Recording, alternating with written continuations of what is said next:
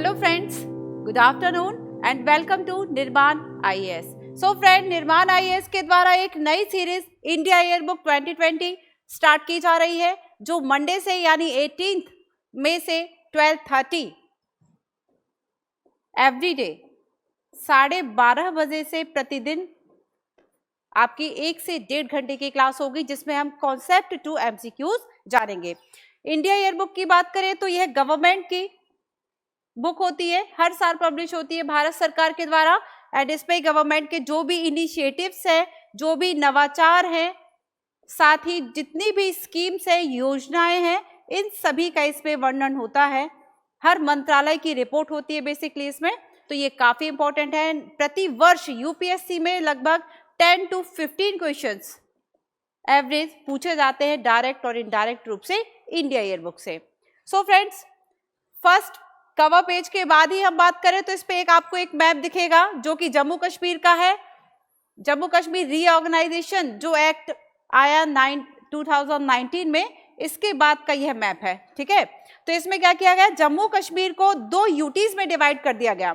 आप सभी को पता होगा कि आर्टिकल 370 जो है वह निरस्त किया गया और इसके अंतर्गत एक स्पेशल स्टेटस प्राप्त था जम्मू कश्मीर को। ठीक है, तो इसे निरस्त किया। एंड जो धारा 35A है, जिसमें जम्मू कश्मीर के जो स्थानीय निवासी थे उनके विशेषाधिकार और उसकी कुछ डेफिनेशंस थी, इसे भी निरस्त किया। और इसके बाद इसे 2 यूटीज में डिवाइड किया, जम्मू कश्मीर एंड लद्दाख। लद्दाख में 2 जिले होंगे, एक लेह और दूसरा कारगिल। बहुत इंपॉर्टेंट है ये टॉपिक, पीटी मेंस इंटरव्यू सब में, एक लेह और दूसरा कारगिल। वही शेष जो भाग है वह जम्मू कश्मीर में। ठीक है, तो ये बेसिक इसकी इंफॉर्मेशन रही। अब हम समझते हैं कि 370 और 35A है क्या। 370A ये स्पेशल स्टेटस देता है जम्मू कश्मीर को। इसके अंतर्गत जो भारतीय संसद नियम बनाती है, भारतीय संसद के कार्यक्षेत्र के बाहर था। ठीक है, भारतीय संसद के कार्यक्षेत्र से कैसे बाहर था जम्मू कश्मीर, कि जो विधियां भारतीय संसद के द्वारा बनाई जा रही थी वह जम्मू कश्मीर में लागू नहीं होती थी, सिवाय 3 पॉइंट्स को छोड़कर, संचार, विदेशी और रक्षा। ठीक है, संचार, विदेशी और रक्षा, ये 3 मामलों पर जो विधि थी वैसे भारतीय संसद बनाती थी। अदरवाइज स्पेशल स्टेटस के अंतर्गत जम्मू कश्मीर को कुछ स्वायत्तता थी, इंटरनल ऑटोनॉमी थी कुछ इश्यूज पर। ठीक है, स्वायत्तता थी 370 के अंतर्गत। वही हम बात करें कुछ स्पेशल प्रोविजंस की, जैसे इसका अपना फ्लैग था, झंडा था। वही इसका अपने स्पेशल कॉन्स्टिट्यूशन था राज्य का, राज्य की नागरिकता थी। और 35A की बात करो तो 370 को ही मजबूत बनाने के लिए 35A लाया गया। इसमें क्या था, जो जम्मू कश्मीर के स्थानीय निवासी हैं, स्थानीय निवासी, इनकी परिभाषा दी गई, साथ ही इनके विशेषाधिकार भी इसमें बताए गए।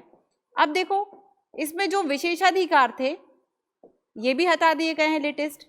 स्थानीय निवासी में 2 शर्तें थी कि स्थानीय निवासी कौन माना जाएगा, तो 1954 तक जो जम्मू कश्मीर में 10 वर्षों से रह रहा हो, 2 वर्ड याद रखो, तक और से, यानी 1954 तक 10 वर्षों से रह रहा हो, वह स्थानीय निवासी की श्रेणी में आता था। और इसकी जो डेफिनेशन है, परिभाषा है, वह कौन डिसाइड करता था, वहां की विधानसभा। अब इसे भी हटा दिया गया तो ये भी चला गया ये प्रोविजन। ठीक है, एंड सेकंड इसमें क्या था कि उसने वहां पर संपत्ति अर्जित कर ली हो, यानी प्रॉपर्टी के आधार पर उसे वहां नागरिक माना जाता था। एंड जो भारत के अन्य राज्यों के नागरिक थे उन्हें यहाँ पर संपत्ति खरीदने का अधिकार नहीं था। तो ये है 35A एंड 370। इसमें अपनी विधान परिषद भी थी, इस चीज को भी याद रखना। जम्मू कश्मीर में विधान परिषद थी, दूसरा सदन, जैसे केंद्र में है राज्यसभा, लोकसभा, राज्यसभा उच्च सदन, लोकसभा निम्न सदन, वैसे ही स्टेट में क्या होता है, विधान परिषद और विधानसभा। ठीक है, सो देखो, विधान जो परिषद है इसे समाप्त कर दिया और विधानसभा जो है वह होगी। विधानसभा जम्मू कश्मीर में होगी अब वर्तमान स्थिति में, एंड लद्दाख में नहीं होगी। ठीक है, और इन दोनों का जो प्रशासन है वह भी अभी बता देती हूँ, जस्ट देखो। अब पुनर्गठन में बात करो, सबसे पहले कब लागू हुआ? 31 अक्टूबर 2019। क्यों लागू हुआ इस दिन, वह हम एक क्वेश्चन के माध्यम से समझेंगे। तो इसमें क्या किया गया, जम्मू कश्मीर एंड लद्दाख, इन्हें 2 यूटीज में डिवाइड कर दिया गया। देखा, जम्मू कश्मीर में 1 जिला और लद्दाख में 2, लेह और कारगिल। इन चीजों को याद रखोगे। अब आगे देखो, हाई कोर्ट की बात करें तो हाई कोर्ट जो जम्मू कश्मीर हाई कोर्ट है वह संयुक्त होगा, यानी दोनों का संयुक्त ही उच्च न्यायालय होगा। ठीक है, तो ये बहुत सारे इसमें प्रोविजन है जो जम्मू कश्मीर पुनर्गठन अधिनियम में किए गए, कुछ इंपॉर्टेंट जिन पर हमने चर्चा की। 35A के जो प्रोविजंस थे वह खत्म किए गए। ठीक है, तो अब नागरिकता क्या होगी, नागरिकता जो भारत सरकार संसद बनाएगी। तो बेसिकली इसके जो प्रोविजंस हैं नागरिकता के, वही इसमें अब लागू होंगे। तो ये सारे प्रोविजंस हैं। हाँ, एक इंपॉर्टेंट चीज, गवर्नर यानी इसका शासन अब कैसे होगा। इसका शासन देखो, यूटीज को आप सभी को पता होगा कि ये राष्ट्रपति के प्रत्यक्ष नियंत्रण में रहती है। वर्ड को बहुत ध्यान रखना, राष्ट्रपति के प्रत्यक्ष नियंत्रण में रहती है। तो राष्ट्रपति अपने प्रतिनिधियों के माध्यम से यहाँ पर शासन करते हैं। प्रतिनिधि, अब जैसे राज्य में आपने देखा होगा कि राज्य में क्या होते हैं, राज्यपाल होते हैं। इसे मैं रफ कर देती हूँ। राज्यों की बात करो, स्टेट की, तो राज्यों में राज्यपाल होते हैं। ठीक है, गवर्नर, और यूटीज में लेफ्टिनेंट गवर्नर या फिर जो भी राष्ट्रपति अपने प्रतिनिधि वहां पर भेजते हैं। तो फिलहाल देखो, लेफ्टिनेंट गवर्नर के द्वारा जम्मू कश्मीर और लद्दाख पर प्रशासन राष्ट्रपति संभालेंगे।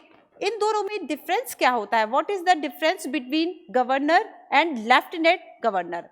सो बेसिकली देखो, गवर्नर की बात करें तो यह प्रसाद पर्यंत होते हैं राष्ट्रपति के। ठीक है, और वही लेफ्टिनेंट गवर्नर की बात करें तो देखो थोड़ा सा ना वर्ड्स में अंतर है, इन वर्ड्स को समझो। लेफ्टिनेंट गवर्नर प्रतिनिधि होते हैं, गवर्नर जो राज्यों के गवर्नर हैं इनके बारे में क्या वर्ड आता है कि वो प्रसाद पर्यंत होते हैं। तो बेसिकली ये काफी सारे इसके प्रोविजंस थे। जल्दी से अब इस क्वेश्चन को पढ़ो और इसका आंसर दो। प्रश्न है, जम्मू कश्मीर पुनर्गठन अधिनियम 2019 के संबंध में निम्न कथनों पर विचार कीजिए।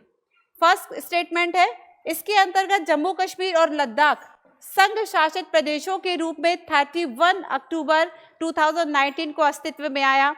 एंड सेकंड, इस दिन सरदार वल्लभ भाई पटेल की जयंती होती है। सो आपको आंसर देना था, सही कोड चुनिए, ऑप्शन ए, बी, सी और डी। तो मैं आप सभी के कमेंट्स देखती हूँ लाइव, आप जल्दी से कमेंट कीजिए, बताइए कौन सा आंसर इसमें सही है। I give you 15 or 20 seconds.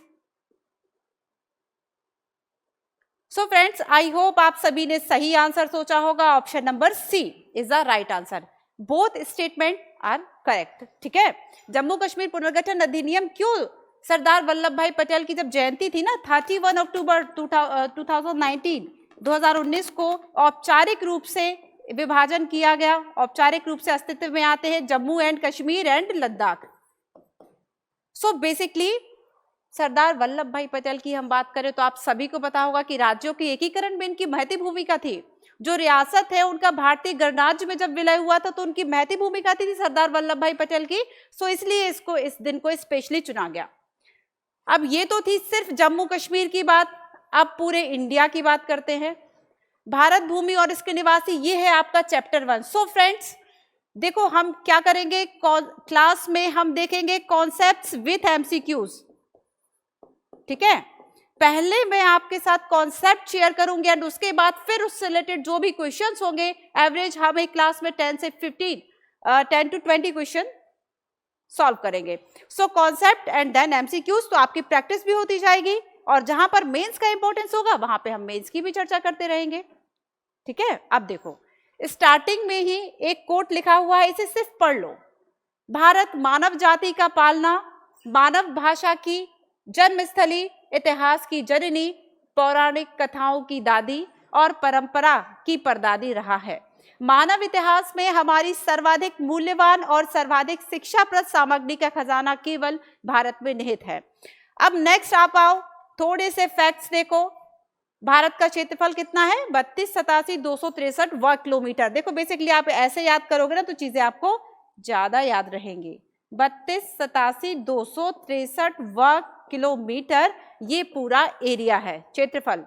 आकार, आकार के आधार पर यदि हम देखें तो विश्व में 7वां स्थान है। जल्दी से कमेंट करके बताओ फर्स्ट स्थान पर कौन है। जनसंख्या की हम बात करें तो जनसंख्या में विश्व में दूसरे स्थान पर है, फर्स्ट में चाइना है। ठीक है, इसी तरह के कुछ और फैक्ट्स देखेंगे हम। अब देखो, जैसे हम देखें भारत पूरी तरह उत्तरी गोलार्ध में है एंड मुख्य भूमि की बात करो तो ये 8 डिग्री से 4 मिनट से लेके 37 डिग्री 6 मिनट उत्तरी अक्षांश और 68 डिग्री 68 डिग्री 7 मिनट तथा 97 डिग्री 25 मिनट पूर्वी देशांतर के बीच स्थित है। उत्तर से दक्षिण तक इसकी अधिकतम लंबाई 3214, लंबाई जो है वह कितनी है 3214, चौड़ाई की बात करें 2933 है। ठीक है, ये इंपॉर्टेंट फैक्ट है, पूछ लिए जाते हैं।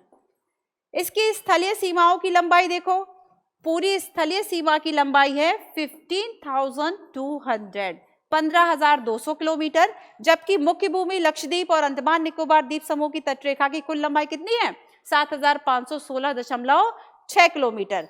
इतना एग्जैक्ट एक्यूरेट डेटा याद रखने की आवश्यकता नहीं, सिर्फ इतना जान लो। नेक्स्ट देखते हैं। अब देखो कुछ कॉन्सेप्ट है, मैप है, मैप के थ्रू हम इन क्वेश्चंस को सॉल्व करेंगे। प्रीवियस ईयर में इस तरह के क्वेश्चन पूछे गए हैं। ठीक है, इस तरह के क्वेश्चंस पूछे गए हैं। सबसे पहले हम बात करेंगे इस मैप की। क्वेश्चन को पढ़ो पहले, फिर मैप देखेंगे। निम्न कथनों पर विचार कीजिए। फर्स्ट स्टेटमेंट, भारत की सीमा उत्तर पश्चिम में अफगानिस्तान तथा पाकिस्तान से मिलती है। सेकंड स्टेटमेंट, उत्तर में चीन, भूटान और नेपाल के साथ सीमा साझा करता है। एंड थर्ड है, भारत की सीमा पूर्व में बांग्लादेश और म्यांमार से लगती है। अब मैप पर आओ, हम इसे देखते हैं कि क्या ये सही लिखा हुआ है। अफगानिस्तान की बात करते हैं और पाकिस्तान की। ईस्ट दिशाएं लिख रही हूं, वेस्ट पश्चिम, नॉर्थ साउथ। सो देखो, उत्तर पश्चिम की बात करो, नॉर्थ वेस्ट की बात की जाए तो ये पाकिस्तान या अफगानिस्तान के साथ सीमा साझा हुई। ठीक है, अब इसमें ही थोड़ा सा और डेप्थ में हम जाए तो आपको ये पता होना चाहिए कि कौन से राज्यों के साथ हमारी अंतर्राष्ट्रीय सीमा जो है फ्रेंड्स वह साझा होती है। बहुत सारे क्वेश्चंस इस तरह से आते हैं यूपीएससी में, या फिर हर एक यूपीएससी देने वाला स्टूडेंट मोस्टली अपना इवन होम स्टेट का पीसीएस तो देता ही है, तो इसमें भी काफी सारे क्वेश्चंस आपको पीसीएस में भी मिल जाएंगे। नेक्स्ट देखो, उत्तर में चीन, भूटान और नेपाल, उत्तर में नेपाल, भूटान एंड चाइना। ठीक है, हुआ नॉर्थ। नेक्स्ट देखो, थर्ड स्टेटमेंट देखो, इसे भी हम प्रूफ करते हैं। भारत की सीमा पूर्व में बांग्लादेश और म्यांमार, ये रहा बांग्लादेश एंड यहां है म्यांमार, तो ये पूर्व हुआ ना। आंसर क्या होगा, ऑप्शन नंबर, यदि हम डी में इन तीनों को रख दें तो सारे स्टेटमेंट जो है वह सही हैं। ठीक है, आई होप आपको ये कॉन्सेप्ट एंड फैक्ट क्लियर होगा। अब चलो नेक्स्ट पे आ जाओ। नेक्स्ट है, पहले ये क्वेश्चन पढ़ो। पाक जलडमरू मध्य और मन्नार की खाड़ी से निर्मित एक तंग समुद्री चैनल किस देश को भारत से पृथक करता है। नीचे देखो, ये नारियल के आकार में श्रीलंका है। ठीक है, और ये इंडिया का दक्षिणी भाग। अब इस दक्षिणी भाग में देखो, आपको नीचे गल्फ ऑफ मन्नार दिख रहा है एंड ये उत्तर की ओर देखो, ये क्या लिखा है, पाक स्टेट। इसे ही पाक जलडमरू मध्य या पाक जल संधि कहा जाता है। तो ये किसे डिवाइड कर रही है, श्रीलंका को। आंसर क्या होगा, श्रीलंका। ठीक है, आंसर है श्रीलंका। तो बेसिकली फ्रेंड्स इसी तरह के कॉन्सेप्ट हैं जो मैप के थ्रू हम इस क्लास में समझने वाले हैं। आई होप आप सभी को इजीली समझ में आ गया होगा। यदि नहीं समझ में आया तो फिर आप कमेंट कर सकते हैं, जिस पे अगेन रिवाइज कर दूंगी। अब देखो, नेक्स्ट हम देखते हैं भारत की प्राकृतिक संरचना। प्राकृतिक संरचना की बात करो तो देखो, प्राकृतिक आधार पर मुख्यतः 4 भागों में बटा हुआ है। विशाल हिमालय, फिर उसके दक्षिण में सिंधु और गंगा का मैदानी भाग, रेगिस्तानी क्षेत्र और फिर उसका दक्षिणी प्रायद्वीप। ठीक है, तो बेसिकली इस पर हम चर्चा करेंगे। अब इसी आधार पर हम इस तरह के क्वेश्चंस देखेंगे कि देखिए जैसे नदियों का क्रम है तो इन्हें किस तरह से आप उत्तर से दक्षिण जमाएं। सो बेसिकली इसी तरह के कॉन्सेप्ट्स हैं फ्रेंड्स जिन्हें हम जानेंगे, और इंडिया ईयरबुक के जो 30 चैप्टर है जो आपको पढ़ने हैं, मोस्ट इंपॉर्टेंट है, उन पर हम चर्चा करेंगे। सो जुड़े रहिए एंड जरूर देखिए निर्माण आईएएस की live Claas India yearbook 2020। Thank you very much. मिलते हैं कल की क्लास में 12:30 बजे। देखना मत भूलिएगा।